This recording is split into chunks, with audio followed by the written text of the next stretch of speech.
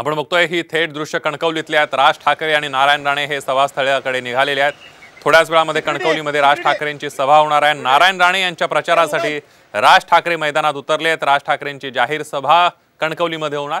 राज ठाकरे काय बोलणार याकडे सगळ्यांचं लक्ष लागलेलं आहे, कारण कालच उद्धव ठाकरेंची कणकवलीमध्ये विनायक राऊत यांच्या प्रचारासाठी सभा झाली। यावेळी त्यांनी नारायण राणे यांच्यावर जोरदार हल्लाबोल केला आणि त्यामुळे आता राज ठाकरे आजच्या सभेतून काय बोलणार, नारायण राणे आजच्या सभेतून काय बोलणार याकडे सगळ्यांचं लक्ष लागलेलं आहे। महायुतीमध्ये मनसे सामील झाल्यानंतर राज ठाकरे यांची महायुतीच्या उमेदवारासाठी पहिलीच सभा ही कणकवलीमध्ये होते आहे आणि कणकवलीमधल्या सभेकडे सगळ्यांचं लक्ष लागल्याचं आपल्याला पाहायला मिळतंय। राज ठाकरे आणि नारायण राणे हे पूर्वाश्रमीचे शिवसैनिक आहेत। ते एकत्र शिवसेनेमध्ये होते। पहिल्यांदा राणेंनी शिवसेना सोडली, त्यानंतर राज ठाकरेंनी शिवसेना सोडली आणि आपला पक्ष स्थापन केला आणि तब्बल 20 वर्षांनंतर हे दोन्ही नेते एका व्यासपीठावर येणार असल्याचं पाहायला मिळतंय। ही थेट दृश्य आपण बघतोय।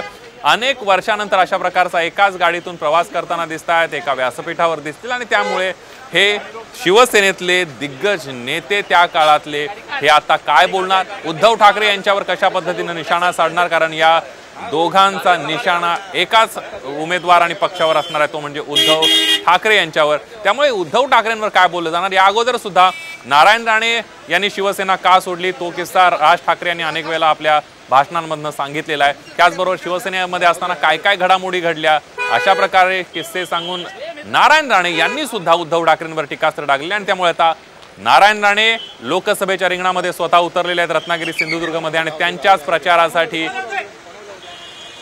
राज ठाकरे मैदानात उतरले।